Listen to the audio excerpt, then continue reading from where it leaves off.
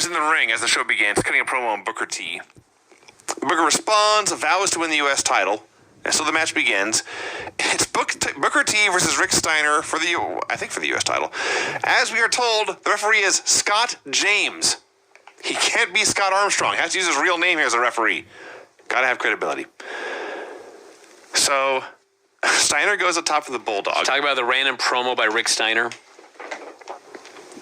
I did. Do you want to talk about it more? They just babbled on forever, and they started the show in the middle of a Rick Steiner promo. Where were you when I talked about this? I was getting the music, dude. I got a lot of shit I got to do here. I run the board. I run all this stuff. Right.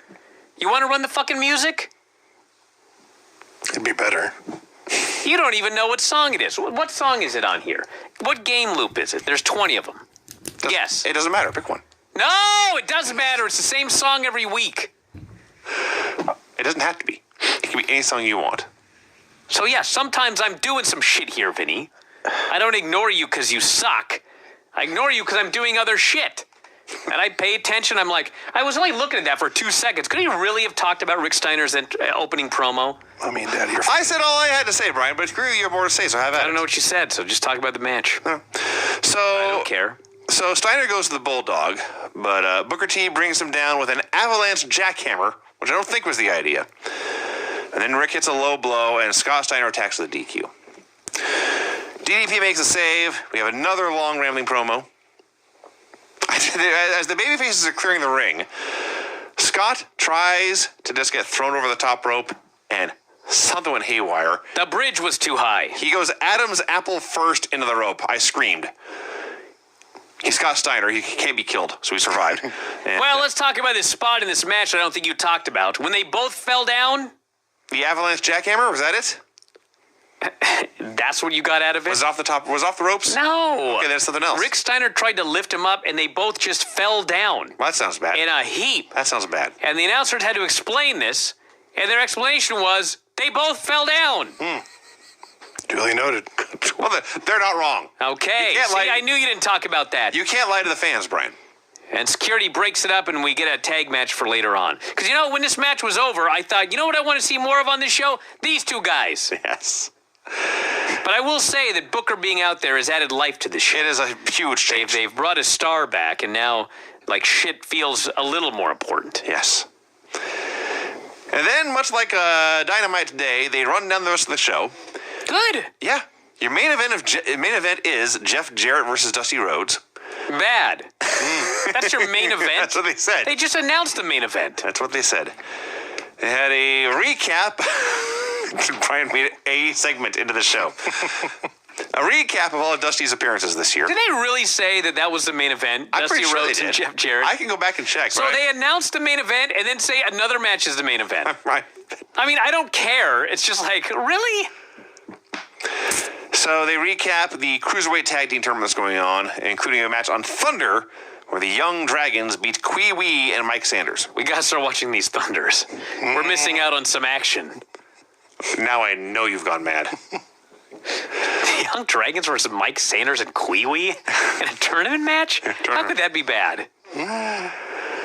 Speaking of tournaments, AJ Styles, yes, that AJ Styles, and Air Paris versus Elix Skipper and his mystery partner. So apparently Lance was looking for Air Paris. Did you hear about this? He's been found. Oh, where's he? He's on Twitter. I actually pulled it up. He said something, where's Air Paris been? Frank Paris answers him back, proud dad of 2 beautiful daughters and the best husband I can be. What a happy ending. Yeah. So forth and so on. Some guy, 2 posts later, he passed away in 2004. Yeah, people thought he was dead. Frank goes, I did? He goes on to say something about a car accident. Welcome to the internet. Because people believe everything they read on the internet. They're doubting Air Paris. Yes. That is Air amazing. Paris says he's alive. Bullshit. I read that he was dead. The same guy that answered, he said he passed away in 2004. He goes, yeah, he passed away in a snowmobiling accident in the Colorado mountains. What? It's amazingly specific. We've gotten to the point where people argue with someone who's alive about whether or not they're dead. No, sir. I'm very sad to inform you, you are dead. Wow. Well, I thought I'd heard it all with that Cruz argument, but go ahead. So Elix Skipper here is doing a Deion Sanders knockoff gimmick. He's prime-time Elix Skipper. He steals Deion's promo from 1994 about "This is my house, I built this place." He teases his partner forever and then says it's Kid Romeo, who they did one video package for. So they come out. So this show, to recap, was March 5th, 2001. Drowning Pool released their song Bodies 2 months later. Let the Bodies Hit the Floor. I believe it was inspired by this match. Dive after Dude, dive after dive after dive after There were dive. so many dives in this match that if the Young Bucks watched this match, Yes. they'd be like, what the fuck's with all the fucking Somebody dives? grab a hold. They're literally, I started writing down all these dives, and then I was like, then there were a bunch more dives. Like, there were so many dives in this match. I wrote a nonstop barrage of dives from ring to floor and floor to floor. Impossible to track the falling bodies. And that's when the light bulb went off. Literally, there may have been more dives in this match than the 30-minute match that we saw at Revolution That is on Saturday. entirely possible. And there was a lot of dives in that match. Yes. AJ Styles is in there, and he is very athletic. He actually has not slowed down that much from 19 years ago, which is Honestly, a no. fucking miracle if you've watched the rest of his career. Yes. Where, like, and, you know, it's right, 2008, I thought that he was going to be dead in a few years when he was taking power bombs into guardrails, Yes. shit like that. Now he's just working the exact same as he was 19 years ago. He's a much better worker now. Yes. I remember, I think it was on our show, actually, that AJ told the story about how, I guess he was in Japan and he would do matches with the Young Bucks, and they would come up with like 8 million things that he wanted to do. And he said, when I was young, I did that exact same thing. I just thought up of 8 million moves that I wanted to do. And now I look at these guys and I'm like, I can't remember all that shit. And so he said, just tell me as little as you need to, because I can't remember all of it. And I remember King of the Indies 2001, he was in it. And we showed up, and he was in the ring for like 4 hours before the show, Yes. going over all the stuff that he was going to do in his matches. Now, he probably sits with Tanahashi like Jericho did for 20 minutes, and they come up with their whole match. But anyway, he's doing all of these moves. He does a springboard high cross they call the flying squirrel. That's what he calls it, they said. Okay, I missed that. I thought they were calling AJ himself the Flying Squirrel. And I was like, somebody, Undertaker needs to bring that nickname back right now. He calls, Kick your ass, little Flying he Squirrel. calls the move the flying squirrel.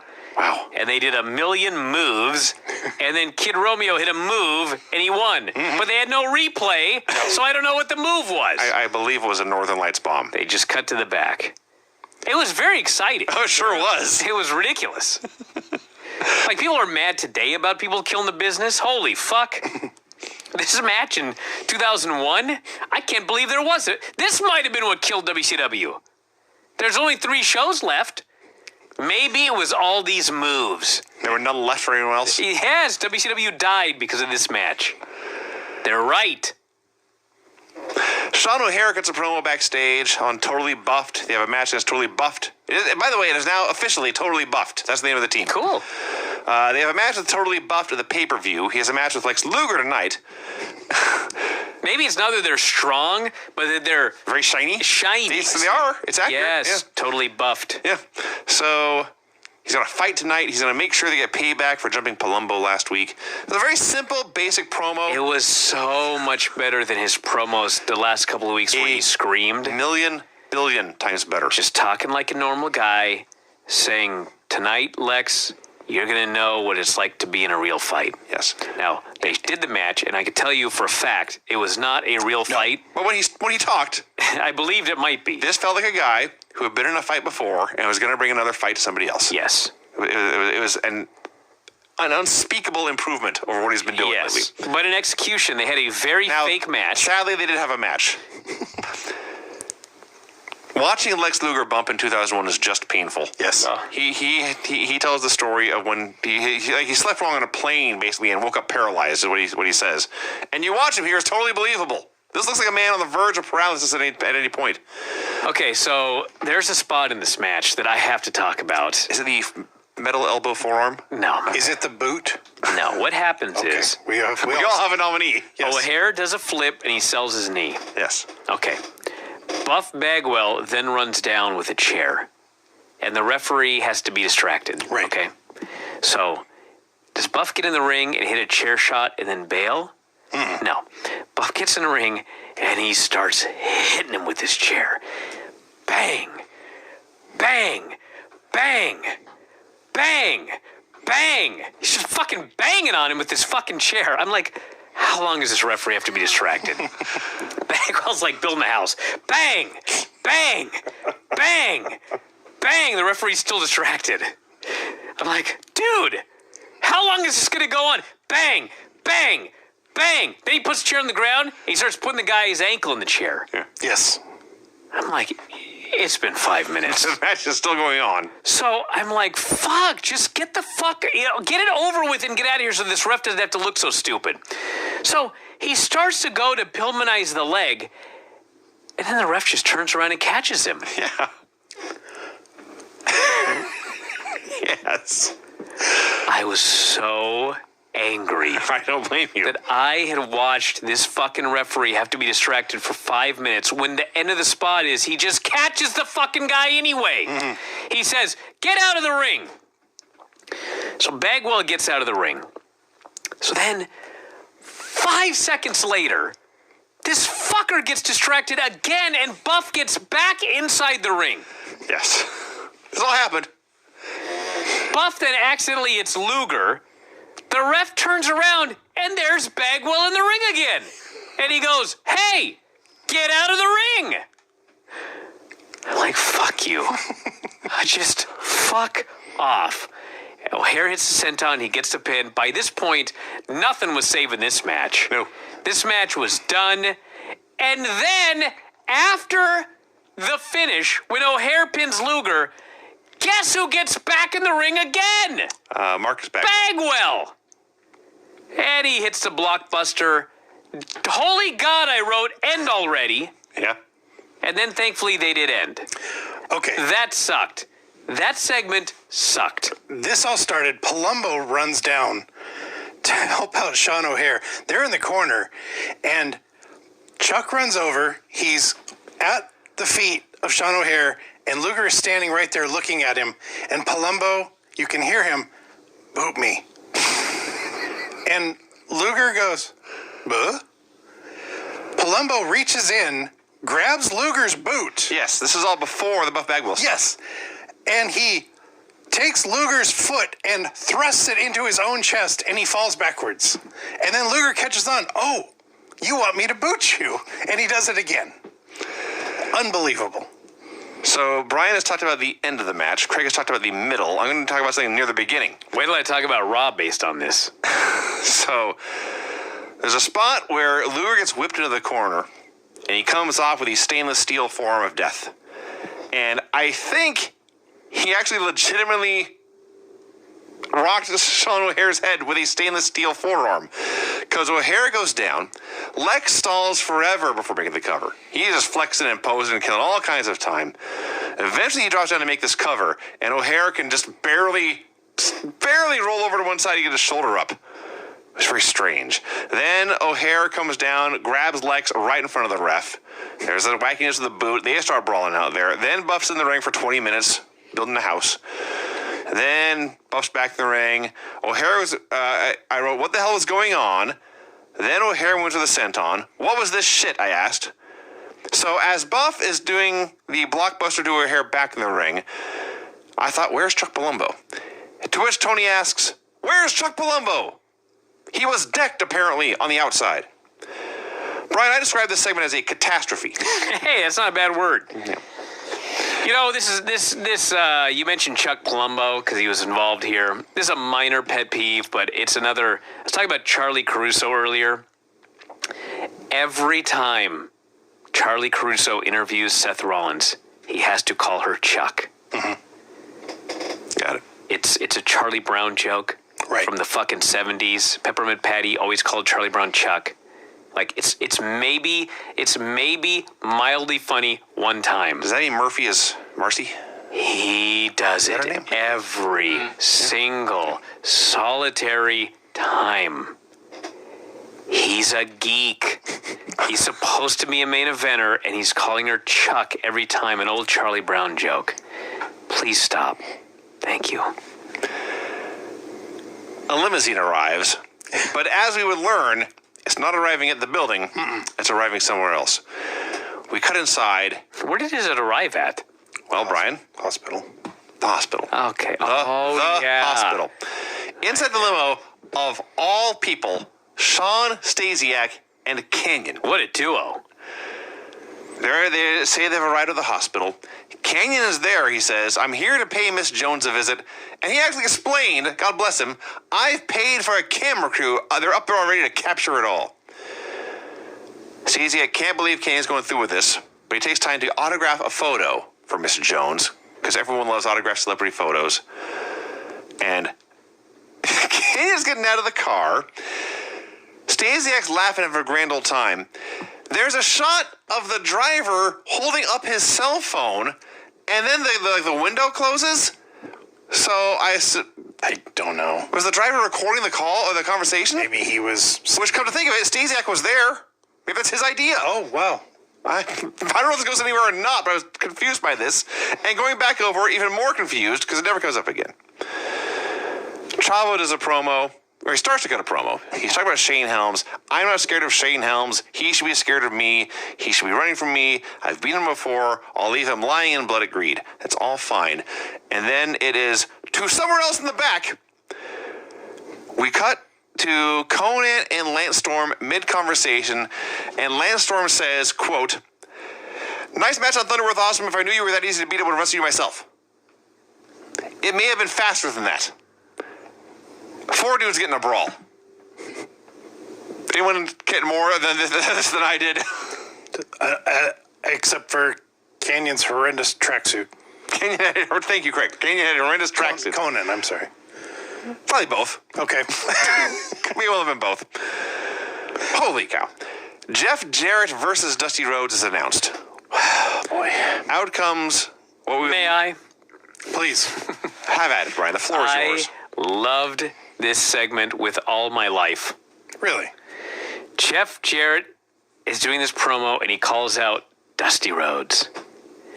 And a fake Dusty Rhodes come out. Some dude in a fat suit and a Dusty Rhodes mask. And this guy waddles down to the ring. And he gets in the ring, and him and Jarrett are going to have a match. And of course it's a fake match. But I didn't know who it was going in. As soon as this fake Dusty got in the ring, I'm like, this fucking guy is doing a great job playing Dusty Rhodes. I wonder who this is. Then as soon as he locked up, Yep. I knew, Absolutely. all right, this guy's fucking been around a long time. I'll say. Then as soon as he got the eye poke, I knew it was Ric Flair. And Ric Flair, in a fat suit, pretending to be Dusty Rhodes, was still maybe the best worker on the entire show. That's entirely possible. He was so fucking good. So Better than Lex and Sean O'Hara, that's for sure. Jarrett lays him out, and Dustin runs down to make the save, and Flair, as Dusty, is just lying in the corner. And finally, Flair takes off the makeup, and you see it's Rick, and they start double-teaming Dustin. And out comes the actual Dusty Rhodes. So Dusty Rhodes comes out, and he does this fiery comeback. I'll say. And he doesn't do anything, Nope. but everything is great. And he hits Flair, and he hits Jarrett, and they're ping-ponging all over the place. It's so fucking good. Flair rolls out of the ring. Flair is already out of his mind, but now he's out of his mind in a fat suit with fucking half of his face covered in makeup. Yeah. And he starts screaming, I'm in charge of this place. I own this town. I own this building. And I own you, Dusty Rhodes. Dusty cuts his promo and he says, listen, fat boy. As soon as he says fat boy, he just fucking starts laughing. He cracks himself up because for the first time in his career, he got to call Rick a fat boy. He's howling and he says, in Hollywood, there's megastars, there's stars, and then there's principals. But You, Ric Flair, at best, you are now an extra. Flair's, he just short circuits. He cannot fucking believe that this motherfucker has the temerity to say that he is an extra. He's aghast. And so, of course, he hits the ring in his fat suit. Dusty beats his ass again. Flair's trying to roll out of the ring, but he's too fat. He can't get out. He can't get out of the ring. He's stuck. I'm dying. And then Dusty grabs the mic, and he basically challenges them to greed. It's going to be Dusty Rhodes and Dustin Rhodes against Ric Flair and Jeff Jarrett. In 2001. I'm like, my God, what a way to go out. What a way for this company to go out. With their greatest main event ever. I loved it. I loved this segment. It's not the main event. Whatever. So, Maybe they'll announce it the main event anyway. a couple of things. Oh, come on. You better not say what. These aren't even complaints.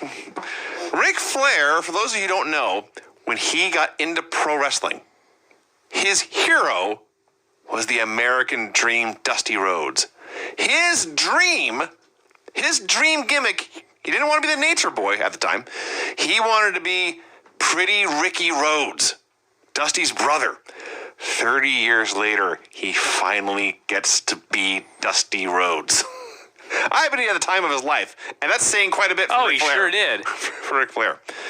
So, during all this melee and brawling, whatever, the announcers keep talking about how, new owners, I hope you're watching this behavior.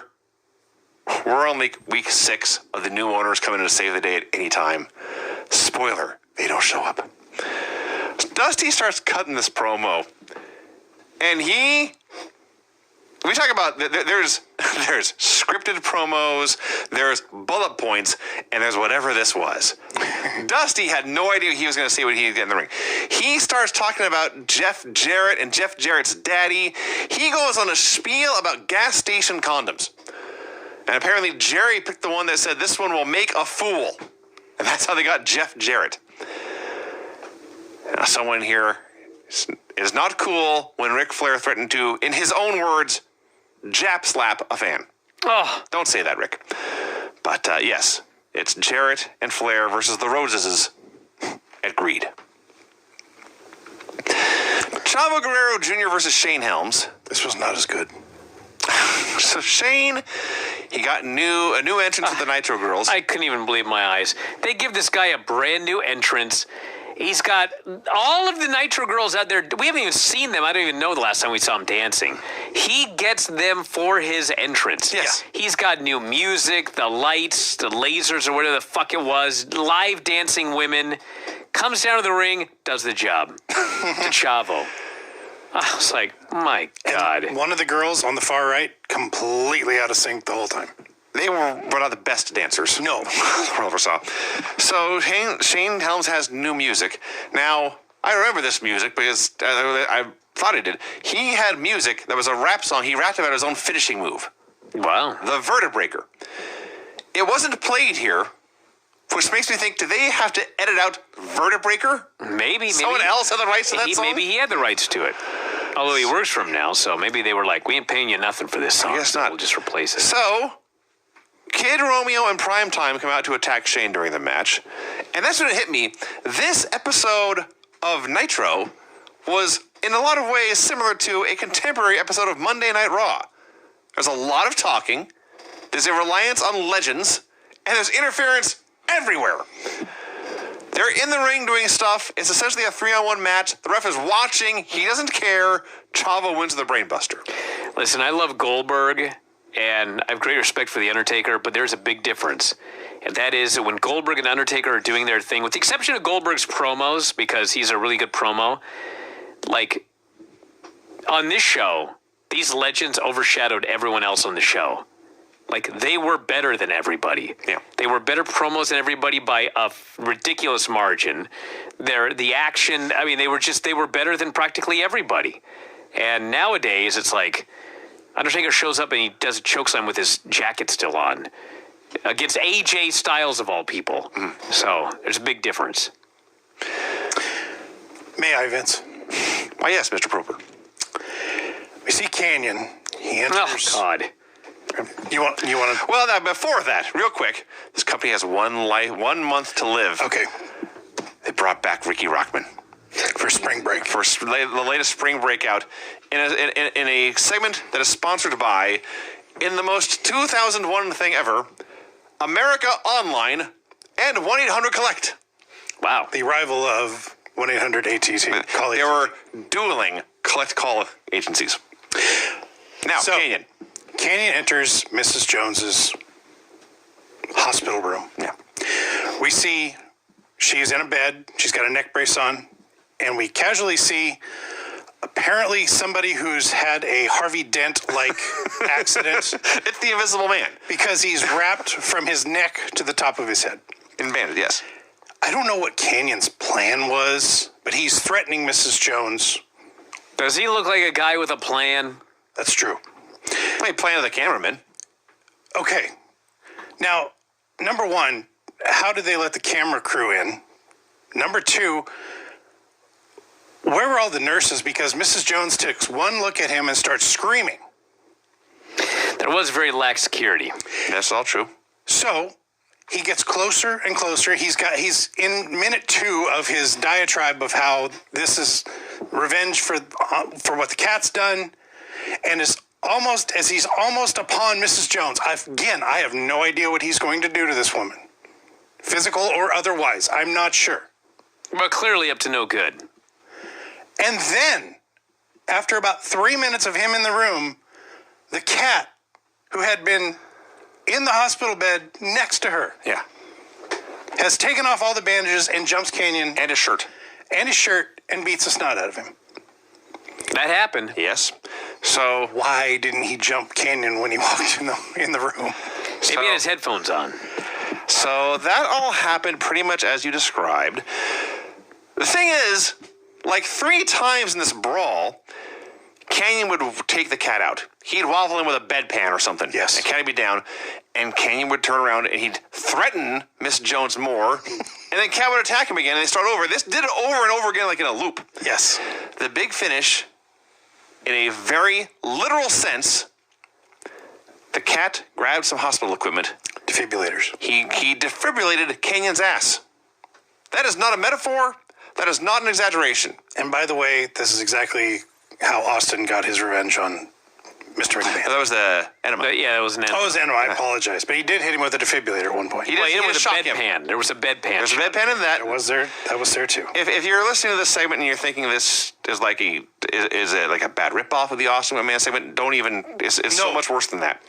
The other question I had is, she got hurt like 2 or 3 weeks ago, and apparently she's in a hospital that's within driving distance to Huntsville, Alabama.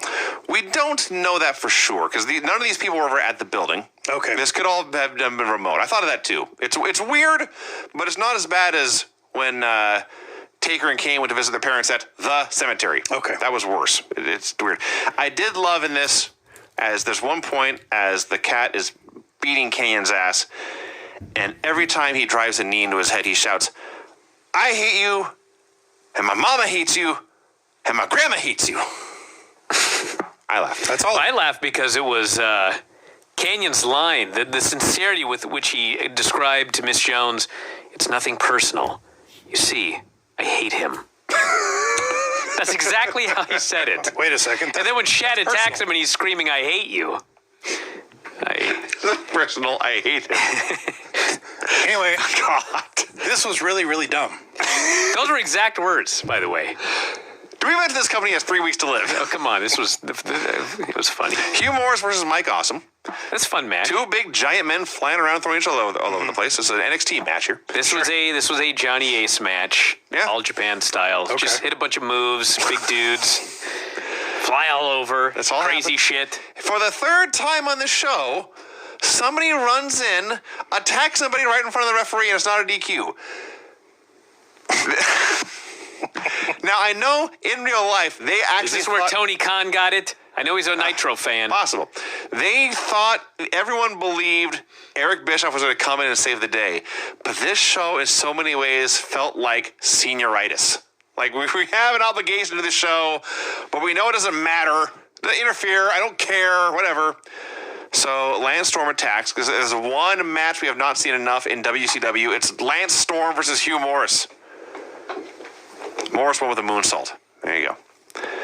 In the main event. Well, then Lance put Hugh in the half crab. Conan ran down. So it appears we'll be getting Conan and Hugh Morris against Lance Storm and Mike Awesome. Someone watched the Filthy Animals and the Misfits in action and thought, how great would it be to put them together? Nostalgia. Bring back the Nostalgia for the summer of last year. Winter of last year, actually. Steiners versus Booker T and DDP. First, Rick challenges Booker for the pay-per-view, and Booker accepts. So they do a match. Booker wants to make sure the title is on the line. Gotta have that U.S. title on the line. Absolutely. Well, great. We should not be complaining about that. Booker wants the U.S. title. That's awesome. Hey, listen, the setup for these, we got Steiner versus DDP at the show. We now have Rick versus Booker. Now they're facing off against each other. They got time. Yeah, I don't know when the show is. They got an actual match. They beat on Booker forever. DDP got a hot tag. It was a very fine professional wrestling match. Yes. It was just very, very boring. Mm-hmm. They beat up Booker T for about 20 minutes. Page gets a hot tag, and I will say this, that his hot tag was hot. People were very much into Page's comeback. Eventually, Rick avoids 2 diamond cutters. Oh, the other key is... the only problem with this was he makes his comeback, and Scott and Booker start brawling to the back, okay? Yes. So they're fighting backstage, which, by the way, they're the ones not wrestling each other. Yeah. Okay, so they start brawling to the back, and in the ring, Rick Steiner hits the Bulldog on DDP, okay? The Bulldog is his finisher. Yes. Whoever this fucking director is, it was more important to him to cut backstage than to show the count after Rick hits his Bulldog. So, you see Rick hit the Bulldog, DDP's down, the guy hit him with his finish, the ref drops, and all of a sudden there's Steiner and Booker brawling in the back. I'm like, what? Yes. And it cut back and the guys are up. So apparently he kicked out. Yes, Rick avoided... Page kicked out. Then Rick avoided 2 diamond cutters, but Page finally caught him with a 3rd for the win. And Page is celebrating in the crowd when Scott Steiner jumps him and the show goes off the air. Now, before we hit the music and go over these finishes, I looked up WCW Greed on Wikipedia just to check the date. It's March 18th, so we still have 2 weeks. 2 weeks. 2 weeks.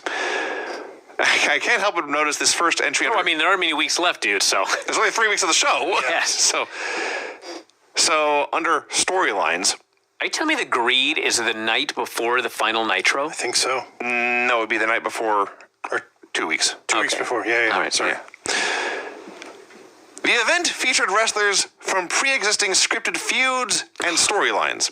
Cannot handle Wikipedia. Wrestlers portrayed villains, heroes, or less distinguishable characters in scripted events. Dude, they do that all the time for all these shows. I haven't noticed that before. Yes. For WCW, it's very appropriate. Yeah, do they have the fake attendance like they do for every other show? 5,030. Wow. 5,030. All right, you ready for your music? Brian, I am ready.